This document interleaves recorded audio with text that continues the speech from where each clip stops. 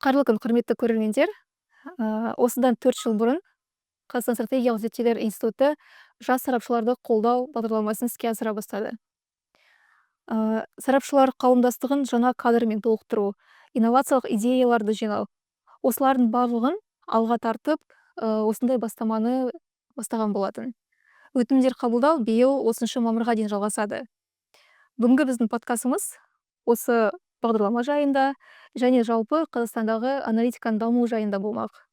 Бүгінгі біздің қонағымыз Қазақстан стратегиялық зерттеулер институтының директорының орынбасары, PhD докторы, осы бағдарламаны тікелей іске асырушы Жолбайын Алуа Сериковна. Алуа Сериковна, қош келдіңіз. Рахмет. Алдымен жалпы аналитика туралы сөйлесіп кетсек. Қазақстанда аналитика саласының дамуы қандай деңгейде? Қандай сын тегеуріндерді кешіп жатыр? Қандай өзгерістерге ұшырап жатыр? Осы жайында айтып кетсеңіз. Енді жалпы 30 жыл тарихымызда аналитика саласы бізде біршама өте жақсы деңгейде дамыды. Неге? Өйткені бізде қазір біздің институттан бөлек үлкен мамандандырылған басқа да зерттеу орталықтар бар. Мысалы, этносаралық қарым-қатынас зерттейді, немесе дін мәселесін зерттейді, немесе жастар саясатын зерттейді, яғни қоғамдық қарым-қатынастар зерттейді. Яғни бұл мамандану аналитика саласының, бұл яғни аналитика саласының жаңағы деңгейін көрсетеді. Яғни біз мамандану барысында өте көптеген тақырыптарды, яғни нақтылы бір бағытта зерттейміз, яғни тереңдетіп зерттейміз. Бұл жалпы аналитиканың дамуының жақсы деңгейін көрсетеді. Енді сұраныс әрине аналитикаға әрдайым болады. Ол жыл сайын артып келе жатыр. Өйткені жалпы әлемде дәстүр бар. Әлемде емес, жалпы барлық жетекші мемлекеттердің барлығында бүгінде think tank дейді ағылшынша, негізі аналитикалық орталықтар бар. Олар көбінесе жаңағыдай мемлекеттің басшыларына, мемлекеттік органдарға шешім қабылдауға көмектеседі. Жалпы енді кезінде Пенсильвания университетінің рейтингісі болатын. Кейін соңғы 2 жылда тоқтап қалды. Бірақ дегенмен соңғы мәліметтерге қарағанда шамамен 8.000-нан астам әлемде мысалы аналитикалық орталық бар. Ең басым бөлігі әрине Америка құрама штатында шоғырланған. Бұл не деген сөз? Яғни әлемде оның саны артып келе жатыр. Яғни егер мысалы осыдан 10 жыл бұрын мысалы аналитикалық жалпы орталықтардың саны 4,5-5 мың тураса, бүгінде ол 8-нан асып кетті. Яғни ол не сөз? Яғни бүгіндегі ол үлкен сұраныстың белгісі. Сосын түсінеміз, әлем күрделеніп келе жатыр. Бүгінде әлемдік саясатта да үлкен жаңағыдай қауіп-қатерлер бар. Жалпы күнделікті ақпараттық технологияның дамуына да байланысты үлкен өзгерістер бар соңғы жылда. Жалпы ақпараттың ауқымына деген сияқты үлкен өзгерістер бар. Соның барлығы әрине аналитика саласына деген сұранысты одан сайын жаңағыдай арттыра түседі. Әрине ең бірінші жаңағыдай мәселелердің бірі бұл шешім қабылдауда оңтайлы бір шешімдерді жасау, сонымен қатар болжам жасау. Яғни осы үрдіс неге келеді, оның салдары қандай болады, ол үрдістің немесе трендтің ар жағындағы қауіп-қатер қандай, ол қауіп-қатерді алдын алу үшін не істелу керек деген сияқты ұсыныстардың көбінде жалпы аналитика осы бағытта дамиды. Рахмет. Өзіңіз айтып кеткендей, әлемде түрлі өзгерістер орын алып жатыр. Олардың бірі жасанды интеллекттің дамуы, нейрондық жүйелердің түрлі пайда болуы. Осы тұрғыда қазір көбісі айтады, аналитика мамандығының болашағы бұлыңғыр деп. Өйткені бізде ChatGPT деген секілді, Copilot секілді құралдар бар. Олар аналитиканы әлдеқайда жақсы жасайды дейді. Сіз осымен келісесіз бе? Әлде керісінше жасанды интеллект дамыған заманда адамның аналитика жасай алу қабілеті ерекше бағаланатын бір жаңа кезеңге көштік пе? Мен жаңағыдай жасанды интеллект аналитика мамандығы жояды деген пікірмен келіспеймін. Неге? Біріншіден, жасанды интеллекттің мүмкіндігі бар шектеулі. Өйткені неге? Біріншіден, бүгінде ақпараттың ауқымы өте үлкен. Мысалы, егер мысалы жай ғана статистиканы алсақ, мысалы бүгінде мысалы Google'дың өзі ғана 3 миллиардқа жуық мәліметті өңдейді. YouTube'да мысалы 4 миллиард, 4,5 миллиард мысалы видеороликтің мысалы жаңағыдай пайдаланушылар бар, видеоролик бар. Ол өте үлкен ауқымды ақпарат. Сосын соңғы жылдары білесіздер, биг дата деген нәрсе бар. Яғни датасеттер бар, өте үлкен мәліметтердің базасы бар. Оның барлығын толыққанды жасанды интеллект қамтып өте алмайды. Жасанды интеллекттің бәрібір дегенмен жаңағыдай мүмкіндігі шектеулі. Ол әрине аналитика көмекші құрал ретінде пайдалануға болады. Ондан қорқудың қажеті жоқ. Оны пайдаланбаймын, бүгінде ол аналитикада қауіп, ғылымда қауіп деген нәрсемен пікірмен келіспеймін. керісінше оның барлық мүмкіндігін пайдалану керек. Яғни ол ғылыми ассистент ретінде, мүмкін аналитиктің көмекшісі ассистент ретінде ол көптеген мәліметті беруі мүмкін, бірақ дегенмен ол жерде қателіктер бар. Екіншіден мынандай мәселе, чат GPT болсын, жасанды интеллект болсын, мемлекеттер әртүрлі. Мысалы 200 мемлекеттің тарихы, контексті, ерекшелігі бәрі әртүрлі. Бүгіндегі олардың әлеуеті әртүрлі, олардағы қоғамдық саяси экономикалық процестер әртүрлі. Енді тіпті Қазақстанға келейік. Қазақстанның өзі бірыңғай, біртұтас бірдей мемлекет емес қой. Бізде 20 аймақ бар. 20 аймақтың өзінің ерекшелігі бар. 20 аймақтың өзінің әлеуметтік экономикалық саяси процестері бар. 20 аймақтың демографиялық ерекшелігі бар. Барлығы тіпті территориалды, яғни территориялық әкімшілік бөлінісінің өзі ерекше де, оның барлығын бәрі қаншалықты дегенмен жасанды интеллект ескере алмайды. Үшіншіден, мысалы қоғамда бәрібір менталитет деген бар, құндылық деген бар. Қоғамда саналуан пікір бар. Қоғамда бәрібір өзінің жаңағыдай мәдени, өте көптеген этностық, жаңағыдай діни деген сияқты контексттері бар ғой. Оның бәрібір қаншалықты дегенмен жасанды интеллект оны былайша айтқан кезде еңсере алмайды, сезіне де алмайды. Ал аналитикада ең басты нәрсе, жаңағы мысалы айтады ғой, аналитиканың ең жақсысы ол мысалы бірі тәсілі, ол мысалы терең эмпатия өту. Яғни сіз проблеманы терең түсініп, ол басыңыздан ол проблемамен қақтығысып, көріп, ол проблеманы сезінсеңіз ғана сіз оның шешімін де көре аласыз, бере аласыз. Сондықтан да жасанды интеллект, әрине жасанды интеллект дамиды, оның мүмкіндігі ұлғаяды, бірақ дегенмен ол қосымша құрал болып қалады. Түсінікті.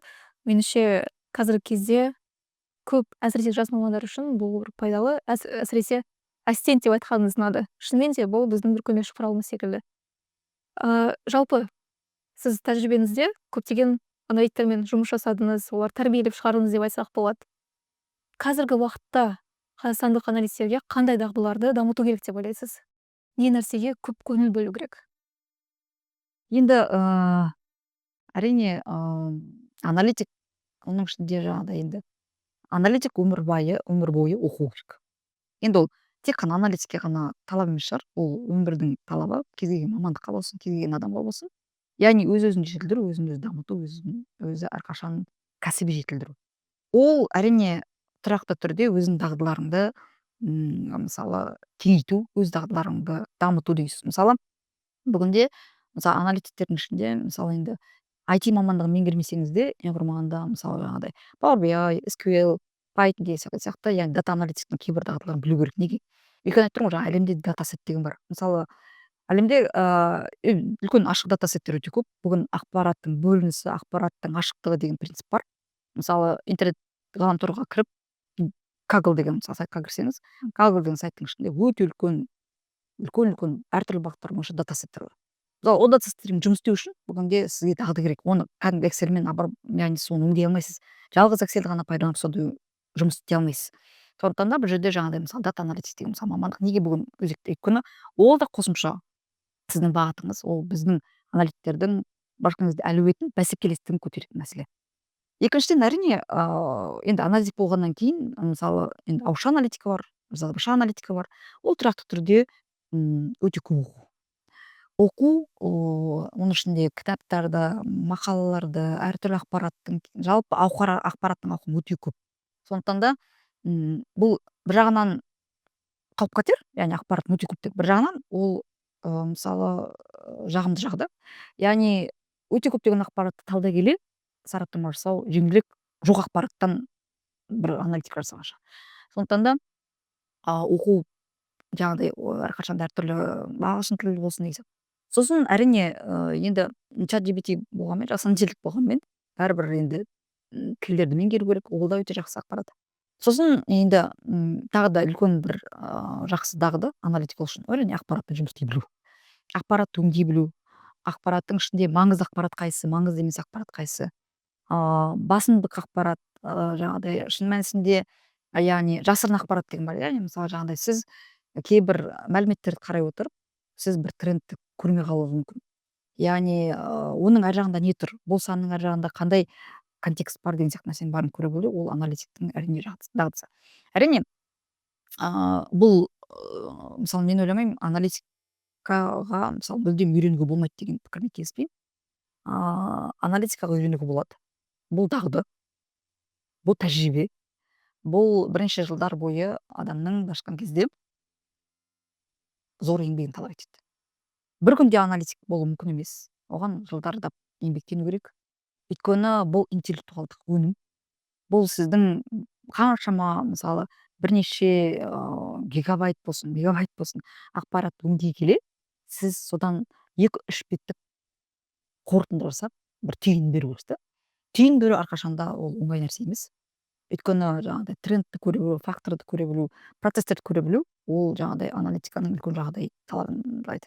Сосын енді 4-ші мәселе, мүмкін 5-ші мәселе аналитикадағы өз мамандығыңызбен шектелмеу керек. Мысалы тек қана мысалы мен саясаттанушымын, мен тек қана әлеуметтанушымын, мәдениеттанушымын, дінтанушымын деген сияқты. Яғни бүгінде процесс өте күрделі. Яғни тек қана мен саяси бағытты ғана қарастырамын деген мәселе болмайды. Сіз анау пән аралық деген мәселе бар. Яғни междисциплинарный, яғни пән аралық байланыс болғанда, пән аралық мысалы 2 аналитик бірігіп жазған кезде кейде өте жақсы интеллектуалдық аналитика өнім шығуы мүмкін. Неге? Өйткені бұл 2 пәннің бүгіндегі жетістіктерін пайдалана отырып бір жақсы былайша айтқан кезде өнім яғни жазба шығаруда. Сондықтан да нетворкинг керек, өте жақсы нетворкинг керек, өте көптеген сарапшылармен араласу керек. Өйткені талқылау барысында, араласу барысында көптеген көзқарасыңыз өзгереді, көптеген мүмкін трендтерді көре аласыз, қосымша ақпарат аласыз.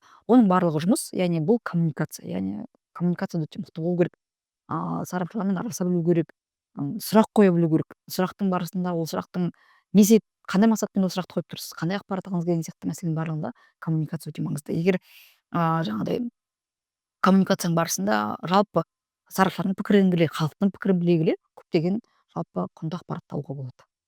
Сіз дәрістеріңіздің бірінде жұмысқа кіріспес бұрын әрбір аналитик өзіне мен не үшін бұл тақырыпты таңдап отырмын, бұл тақырыпты таңдай отырып, зерттей отырып не нәрсеге қол жеткізгім келеді, не айтқым келеді деген сұрақтарды өздеріңізге қою керексіз деп айтқансыз. Бұдан бөлек аналитика жазба сапалы болу үшін тағы да қандай принциптер бар, қандай критерийлер бар? Сол туралы айтып кетсеңіз. Енді біріншіден әрине кез келген ақпаратты алу әдісі бар. Әдістер өте көп. Ол сандық бола ма, ол сапалық бола ма, ол мысалы басқа да пәндердің мысалы математикалық, статистикалық әдістер бола ма, бірақ дегенмен қандай да болмасын бір ақпараттың тіпті мысалы жаңағыдай сіз мақаланы оқып шықтым, көптеген мақаланы оқып шықтым дегенде сіз жаңағы индукция кәдімгі жалпы ғылыми әдістер бар, біз соны пайдаланудың өзінде аналитикалық жазба жазады. Әрине оған аналитиктің өзінің субъективті пікірі де қосылады, оның тәжірибесі ескеріледі, тәжірибесі әсер етеді оның жаңағыдай бір қорытынды түйін жасауға. Бірақ дегенмен ең алдымен бірінші ол жаңағыдай қандай әдіс арқылы мен ақпаратты аламын, мен қандай әдіспен ақпаратты жинаймын деген сұрақты қойды. Әрине екіншіден аналитикалық енді жазба сапалы болу үшін бұл жерде тақырып та маңызды. Яғни ауқымды тың тақырып алғаннан кейін аналитиканың нақты фокусын табу кейде қиын. Сондықтан да неғұрлым фокустық тақырып аласыз, неғұрлым нақты бір өте тіпті мысалы шағын ғана бір тақырып болсын, бірақ ол кейде терең фокус берген кезде жаңағыдай сапалы аналитика беруі мүмкін. Үшіншіден әрине аналитикалық жазбада күнделікті жазу керек. Яғни мен міне бір күнде отырамын, кеш жақын жазып бітемін деген мәселе ол аналитикаға сапа бермейді. Сапа береді қай уақытта сіз күнделікті сол аналитика жазбаңызға күнделікті айналыса келе бір нәтижеге келесіз. Сосын аналитикада әрине талқылау деген бар. Сіздің пікіріңізбен қатар мысалы жаңағы перекрестный направление дейді, яғни сіз қосымша әріптестеріңізбен осы аналитика жазбада мен не жақсарта аламын, мен қалай қосымша, сіз қалай ойлайсыз, бұл жерде не жақсартуға болады, қаншалықты бұл жерде ұсыныс ұтымды берілген деген сияқты әрине әріптестердің де көмегі керек болады. Неге? Себебі енді бұл интеллектуалдық өнім болғаннан кейін сіздің субъективті пікіріңіз болады, бірақ дегенмен басқа да мамандармен жаңағыдай талқыласып оны құжатты қарап шыққанда дұрыс. Әрине енді шұғыл аналитика болса бұл жерде енді өте тез дайындалынады. Бір күн, бір сағат, екі сағат. Егер бұл жаңағы аналитикалық баяндама болатын болса, ұзақтығына әрине бұл жерде өте үлкен жаңағыдай бір зерттеу жүргізе отырып, бір сапалы нәрсе жасауға болады. Әрине енді уақытына байланысты. Сонымен қатар әртүрлі тақырыпта аналитика жаза беруге болмайды. Бір фокус болу керек. Яғни бір маманның өзі мамандану бір бағыты болады, бір мемлекеті болады, немесе бір тақырып болады деген сияқты. Сол тақырыптың аясында терең жаңағыдай зерттеулерді оқып келе, ол көптеген жаңағыдай жақсы сапалы мәліметтер беруі мүмкін. Сонымен қатар әрине аналитикадағы жаңағыдай аналитикалық жазбаның сапасын көрсететін нәрсе ол қаншалықты адам нақты құрылымданған жүйелеп ақпаратты бере алады, сосын өте қысқа ақпаратты тұшымды бере алады. Өйткені қараңыз, яғни көп сан, көп мәлімет, көп бет жазу аналитикада бұл әрқашан сапаны білдіре бермейді. Көп санның ішінде негізгі бір трендті көре алу, көп мәліметтің ішінде негізгі факторларды көрсете білу, ол да үлкен мысалы жаңағыдай дағдыны, үлкен тәжірибені талап етеді. Сондықтан да өте ауқымды үлкен ақпараттың ішінде тұшымды бір негізгі жаңағыдай трендтерді көрсете білу аналитиканың сапасын көрсетеді. Сондықтан да мысалы бүгінде мынандай нәрсе, егер мысалы кезінде аналитикалық баяндамалар 20-25 беттің көлемінде болатын болса, бүгінде мысалы аналитикалық жазба 3-5 беттен аспайды. Неге? Өйткені бүгінде уақыттың жаңағыдай факторы бар, иә. Одан бөлек ақпараттың өте ауқымдылығы бар, әртүрлі мысалы бағыттардан да басқа ақпарат келеді бір тақырып бойынша. Сондықтан соны ескере келе неғұрлым нақты, неғұрлым құрылымданған, жүйеленген ақпарат болады, соғұрлым оны жеңіл оқу, сонымен қатар оны тез бірден шешім қабылдауда оны ескеруге болады. Рахмет. Енді біз Қазақстан стратегиялық зерттеулер институтында жұмыс істегеннен кейін әрине күнделікті негізде жазбалар жазамыз. Әріптестеріміз тіпті президентке осындай жазбалар жіберіп отырады. Мемлекет басшысына сізден сұрамасқа болмайды, енді мемлекет басшысына жазылатын жазбалар қандай болу керек? Бұл туралы айтып кетсеңіз. Енді бұл жерде әрине жаңағыдай мемлекет басшысына жаңағыдай аналитикалық жазба жаза отырып, жаңа тағы атап өттім, мемлекет басшысына ақпарат жан-жақтан келеді. Әртүрлі мемлекеттік органдардан, әртүрлі зерттеу орталықтарынан, әртүрлі сарапшылардан ол кісінің ақпараттық толыққандығы өте үлкен. Және де өте көптеген тақырыптардан ол кісі хабардар, барлық сала бойынша, сыртқы саясат, ішкі саясат, барлық мәселе бойынша. Сондықтан да ол жерде ең алдымен жаңағыдай президентке мемлекет басшысына ақпарат жазған кезде әрине ол эксклюзивті болу керек. Яғни ол қайталанбау керек, ол бүгіндегі бар былайша айтқан кезде мәлім бір ақпаратты бермеу керек, ол бір эксклюзивті болу керек. Әрине енді шешім қабылдайтын тұлға болғаннан кейін ол запискада екіншіден жаңағыдай мәселе ұсыныстар өте көп болу керек. Яғни ол кісі мысалы әрине шешім күтеді, ол кісі барлық проблемалардан хабардар, бүгінде қоғамда қандай мәселе бар, қандай тренд бар, қандай қоғам талқылау бар, бәрінен хабардар. Ол кісі шешімін біледі, басқа мемлекеттік органдар ол кісілерге жаңағы ұсыныстар береді, бірақ дегенмен аналитика орталықтарында ол кісі креативті, басқа да өзге халықаралық тәжірибені ескерген, үлкен потенциалы бар, жақсы табанды бір ұсыныстарды күтеді. Сондықтан да ұсынысқа өте мән беру керек басым бөлігінде. Яғни ары қарай қадамымыз қалай болады, ары қарайғы біздің жасайтын іс-әрекеттеріміз қандай болады деген сияқты мәліметтер. Екіншіден жаңағыдай ол әрине өте қысқа, ол кісіге ақпарат жаңағыдай өте бір күннің өзінде өте көптеген ақпарат келгеннен кейін оны ескеру керек. Шағын, нақты мәселе неде, оның шешімі неде деген ақпарат болса, соған жеткілікті. Яғни мүмкін ағымдағы жағдай қандай, не болып жатыр деген сияқты ағымдағы жағдай керек емес шығар. Өйткені ағымдағы жағдайдың бәрі хабардар. Бұл жерде мәселе фокус көрсетуде, шын мәнісінде мәселе неде, сосын оның қалай шешімі бар деген сияқты. Сондықтан да ол әрине үлкен жаңағыдай жұмысты, үлкен тәжірибені, аналитиктердің үлкен жаңағыдай жалпы еңбек қорлығын талап етеді.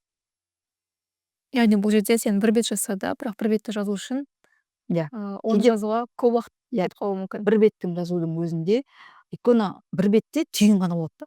Яғни жаңағыдай көптеген трендтер, факторлар, ағымдағы жағдай мүмкін, бірақ фокустың бір проблемасы мүмкін. Сол түйіннен шығатын ары қарайғы мәселе неде, ұсыныс неде, осы бір бет болса да, бірақ өте құнды ақпарат болуы мүмкін.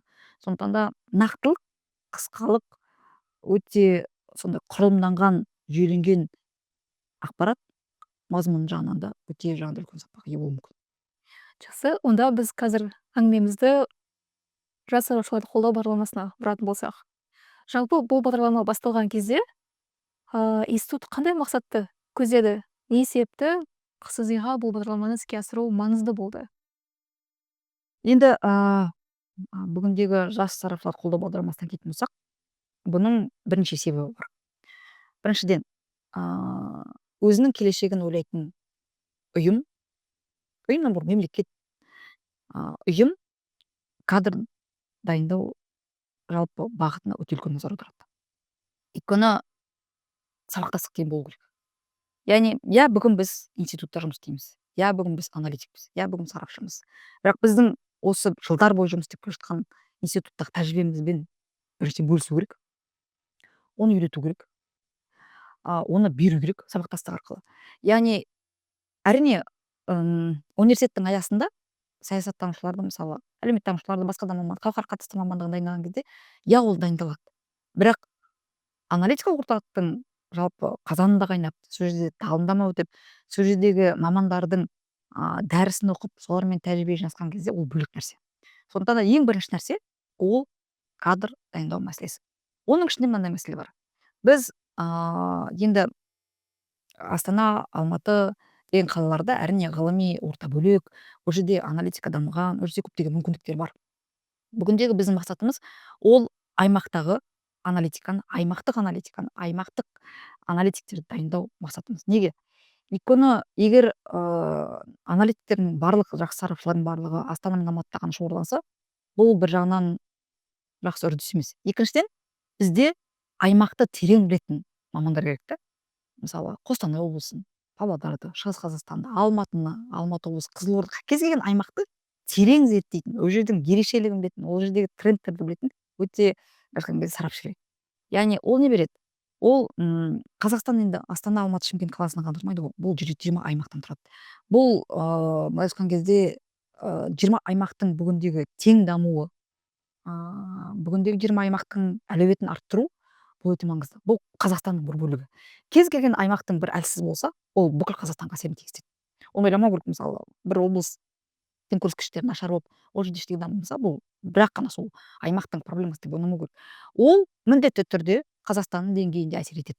Өйткені неге? Өйткені бұл Қазақстанның бір бөлігі, ол жердегі тренд ол ұлттық деңгейге де шығады. Сондықтан да ең жаңағыдай екінші мақсатымыз ол бүгіндегі аймақтық аналитиканы, оның ішінде аналитикалық аймақтағы аналитиктердің әлеуетін көрсету. Аймақта бүгін сарапшылар бар, жоқ емес, бар. Бүгінде аймақта жақсы жастар бар. Бірақ олардың жаңағыдай бүгіндегі біздің жаңағы тәжірибемізді бөлісу, ол біздің жаңағыдай міндетіміз, ол біздің мақсатымыз. Сондықтан да ол осындай жаңағыдай үлкен бір бастама. Әрқашанда сосын үшінші қолдау керек. Өйткені талантқа шабылу керек. Ол талантқа қолдау керек.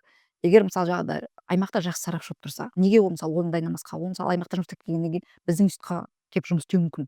Ары қарай институттан ары қарай мемлекеттік қызметке кетуі мүмкін. Яғни бұл да өте үлкен мектеп қой. Сол себептен жаңағыдай талантты қолдап, оған да мүмкіндік беріп, оған жағдай жасау, ол да біздің жаңағыдай институт ретінде ол біздің міндеттеріміздің бірі. Былайша айтқан кезде біздің парызымыз ғой. Яғни егер біз тек қана жинап келгенімізді тек қана өзімізге алып, тек қана осы қабырғада ғана, институттың қабырғасында ғана қалдырып кетсек, ол болмайды. Ол шәкірт тәрбиелеу деген, жалпы кадр тәрбиелеу деген ол әрқашан да өте ұлағатты бір міндет болған, әрқашан да бір ұлағатты үлкен абырой болған. Сондықтан да оны осындай мәселені ерекшелей отырып, біз осындай бастама жасадық. Сіз бағана айтып кеткендей, аналитикке техникалық дағдылар білу керек, яғни түрлі құралдарды қолдана білу керек. Одан бөлек коммуникация, сыни көзқараспен қарау, белгісіздік жағдайында болжам жасай білу. Осындай да жұмсақ бір дағдылар адамға қажет. Осы тұрғыда бағдарлама қаншалықты осындай білімдерді, осындай машықтарды жеткізуге көмектеседі? Жалпы дайындық барысы қалай іске асырылады? Енді жалпы әрине бірінші конкурс жарияланады. Конкурсқа жаңағыдай өтінімдер түседі. Біздің Қазақстан жаңағыдай төңірегіндегі азаматтардан, жастардан. Енді конкурс нәтижесінде әрине бұл конкурс болғаннан кейін міндетті түрде жаңағыдай осы бағдарлама өткен сарапшылардың тізімі анықталады. Тізім анықталғаннан кейін жаңағы сараптамалық баяндаманы, аналитикалық баяндаманы таңдамас бұрын тақырыбын, оны белгілемес бұрын, жазбаш бұрын біз жаңағыдай оқу бағдарламасы бар, бір ай. Әрине ол онлайн өтеді. Жаңағыдай енді бүкіл аймақтан жинау кейде мүмкіндік бола бермейді. Сондықтан да онлайн өткіземіз. Онлайн барысында бұл жерде яғни hard skill, soft skill де бар. Неге?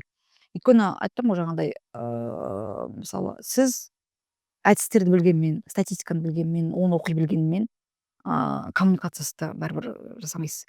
Сосын мысалы жаңағыдай ментор тағайындалады. Егер мысалы сіз оқу бағдарламасын бітіргеннен кейін баяндамаңыз дайындалғаннан кейін сізге біздің институттың мысалы жаңағыдай төңірегінде біздің эксперттердің арасынан сізге ментор тағайындалады. Бұл жерде енді ментормен жұмыс істей білу бұл таза soft skills. Неге? Өйткені ментормен жұмыс істеу деген яғни сіз талқылайсыздар, бірге пікір алысасыздар, сіз жұмыс жасайсыз, ол кісі басқарады, яғни сіз оның пікірімен келісесіз, келіспейсіз деген сияқты талқылаулар жүреді. Оның барлық коммуникация бұл таза икемдік талап етеді. Бұл басқа пікірмен санасуды талап етеді.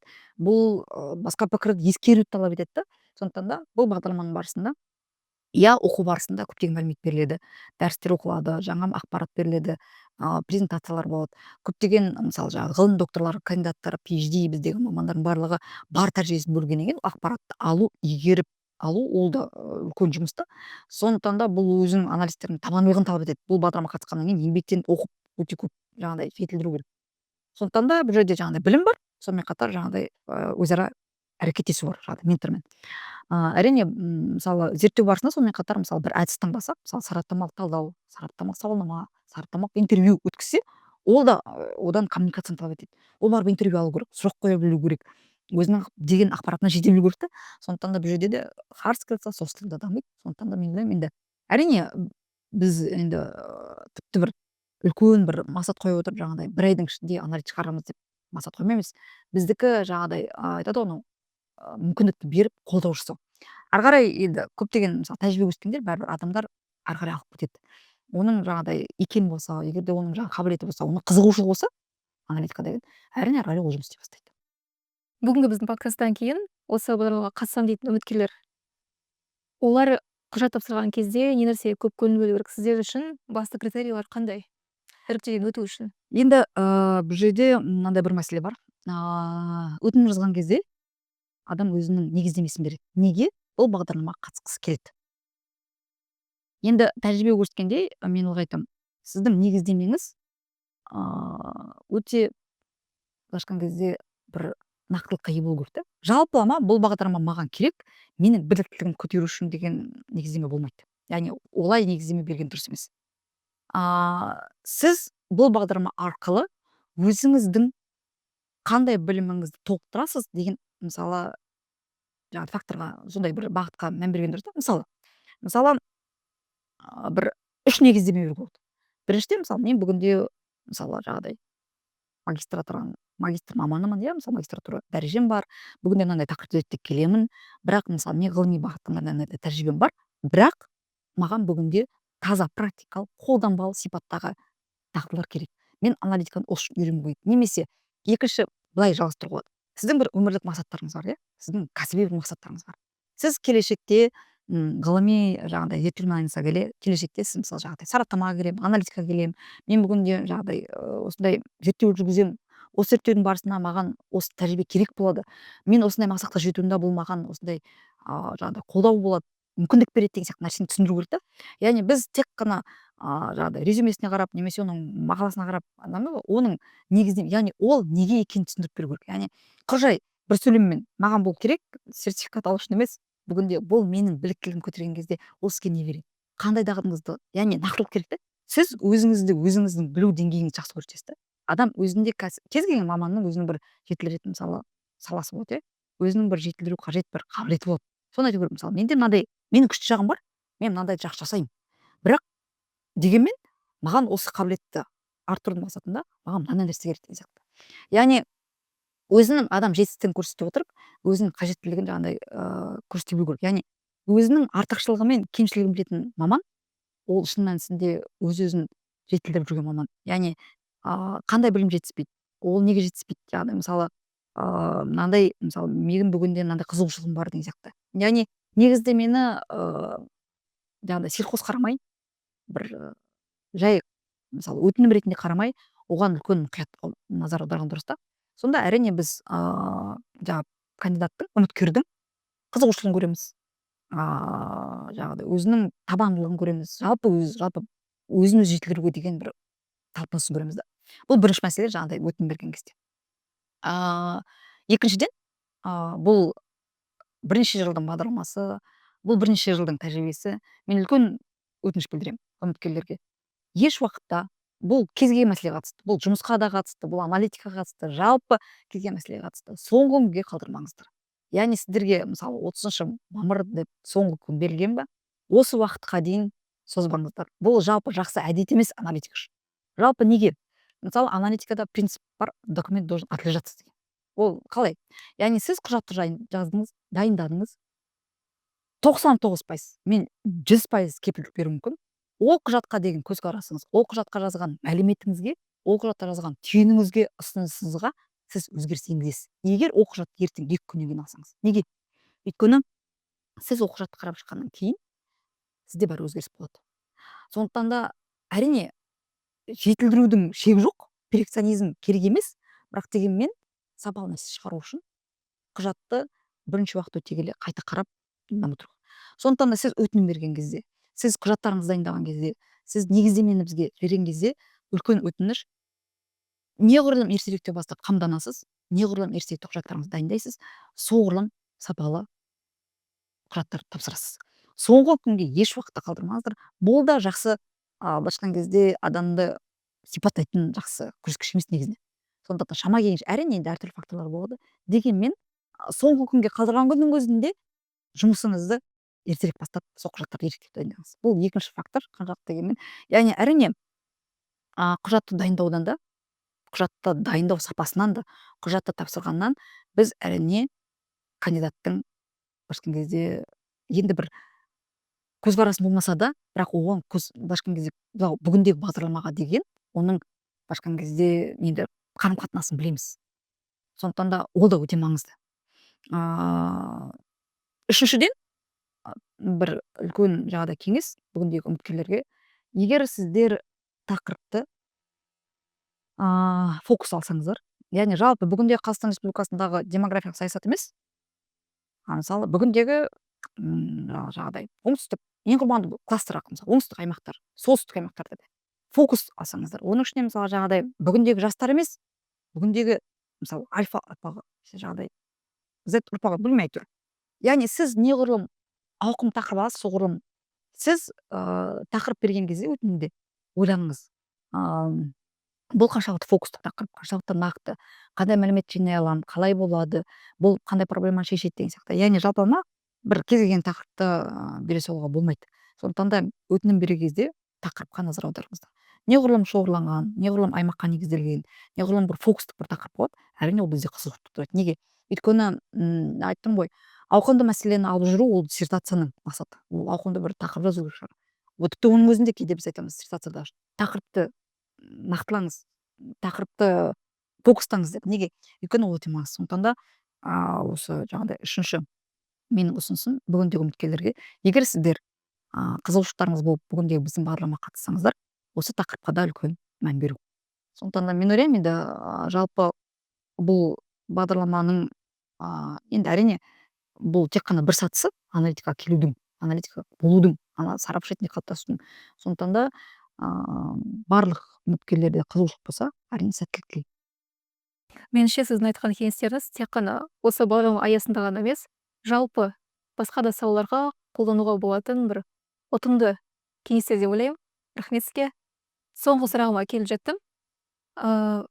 Жалпы қорытындылай келетін болсақ, жоғарыда айтқан нәрселердің барлығын, жаңа буын аналитигі сіз үшін қандай адам? Қысқаша ғана келбетін суреттеп берсеңіз. Әрине заман талаптары өзгере келе, бүгінде жалпы маманға қойылады, біздің кезімізде университет оқыған кездегі заманмен салыстырған кезде бүгіндегі аналитик болу оңай емес. Неге? Өйткені біздің кезімізде университет оқыған кезде ол ғаламтордың дамуы, ақпарат технологиясының дамуы оншалықты қатты болған жоқ. Неге? Өйткені бізде жаңағыдай кітапханаға барып ақпарат деген сияқты дәстүрлі жолмен болды да. Талап мүмкін ондай қиын болмаған шығар. Бүгіндегі бір үлкен қиындық аналитиктің ол ақпараттың жаңару жылдамдығы. Яғни болжам бойынша, әлемдік болжам бойынша барлық айтып жатыр, иә, бүгінде кез келген маман, кез келген адам өмірінде 2-3 мамандықты ауыстыруға дайын болу керек. Бұл әлемдік халықаралық еңбек ұйымының берген болжамы, бұл тренд. ол болжамды олар негізсіз жасап отқан жоқ, ол рас нәрсе болады. Яғни бүгінде мысалы 4 жылдық университетті бітіріп алып болдым толдым деген нәрсе болмайды. Аналитик болу үшін, кез келген маман болу үшін университет ол тек қана сіздің бір сатыңыз. Ары қарай өмір бақи оқимын деген нәрсемен сіз ғана жетілесіз, басқаша амал жоқ. Сондықтан да аналитик енді бүгіндегі келбеті қандай? Әрине ол жалпы мынау зерттеу жүргізуді жақсы көру керек. Егер оған деген құлшынысы, оған деген қызығушылығы болмаса, ол махаббаты болмаса деген сияқты аналитикаға әрине бұл жерде жаңағыдай мәжбүрлеп жасау қиындау шығар. Ал аналитик болу дегеніміз не? Ол айтқан жаңағыдай біріншіден әрқашанда оқу, жетілдіру, білімді кеңейту, кәсіби тоқтау деген болмау керек. Әрқашанда кәсіби ілгері даму болу керек. Егер ондай болмаса, онда аналитик өзінің деңгейінде тоқтап қалады. Сосын жаңағыдай әртүрлі бағыттарда қазір бір қиындығы әлеуметтік қарым қатынастың күрделенуіне байланысты да аналитик нетворкинг саласында да әртүрлі мамандармен, әртүрлі салалардың мамандарымен нетворкингті болу керек та. Тек қана өз бағытымен емес, саясаттанушылармен, ол әлеуметтанушылармен араласу керек, ол мәдениеттанушылармен, ол тарихшылармен, ол халықаралық қатынас маманымен, неге экономистермен де, неге? Өйткені ол оны байытады, ол оны кеңейтеді, білімін кеңейтіп ұлғайтады. Үшіншіден, әрине жаңағыдай аналитик болу үшін бір жағынан практик болу керек. Тек қана аналитика саласында, тек қана бір ұйымда отырып аналитик мықты боламын деген болмайды негізі. Мүмкіндік болса, егер мықты аналитик боламын десеңіз, сіз практикалық жұмысты да, яғни сіз мемлекеттік органда жұмыс істеп көру керексіз, сіз партияға жұмыс істеп көру керексіз, сіз үкіметтік ұйымда жұмыс істеп көру керексіз, сіз зерттеумен айналысып көру, яғни сіздің өмірлік кәсіби траекторияңызда әрине аналитика болады, бірақ дегенмен тәжірибеңізді молайтсаңыз, жаңағыдай сондай тәжірибеңіз болса, мысалы сайлау процесіне қатысасыз ба? Неге? Өйткені ол сізді аналитик ретінде қалыптасуыңызға өте жақсы әсер етеді. Сондықтан да таза практикасыз, таза аналитик болу сәл қиындау болады. Неге? Өйткені неғұрлым тәжірибеңіз мол болады, неғұрлым практикалық сіздің өзіңіздің жалпы тәжірибеңіз мықты болады, соғұрлым сіздің аналитикаңыз сапалы болады. Мысалы бізде көптеген білесіз, мысалы біздің институтта көптеген мамандар кезінде аналитиктер бүгінде мемлекеттік қызметке мемлекеттік органдарда жұмыс істейді, басшылықта жұмыс істейді. Неге? Өйткені олардың аналитикалық әлеуеті бар, олардың аналитикалық үлкен тәжірибесі бар, бэкграунды бар. Бірақ мемлекеттік қызметте істеген адамдардың кейбір бізде мысалы аналитикқа қайтадан келуі мүмкін. Неге? Өйткені оларда практикалық мемлекеттік қызметтегі үлкен тәжірибе бар. Ол жақтың мысалы жаңағыдай айтамын ғой, кейде мысалы тіпті еңбек саласында мысалы бір записка жасасаңыз, ол жерде мысалы жаңағыдай кәсіподақты да білу керек, еңбек министрлігінің жұмысын да білу керек, еңбек қарым қатынасын білу керек, еңбектің жалпы өнеркәсіптегі еңбек қарым қатынасын бәрін терең білу керек та. Сондықтан да бұл жерде жаңағыдай бір практикалық жұмыстар қажет болады аналитик болу үшін. Неғұрлым ондай практикалық жалпы тәжірибеңіз мол болады, соғұрлым сіздің аналитик ретінде жаңағыдай қалыптасуыңызға да бұл өте жағымды әсер етеді.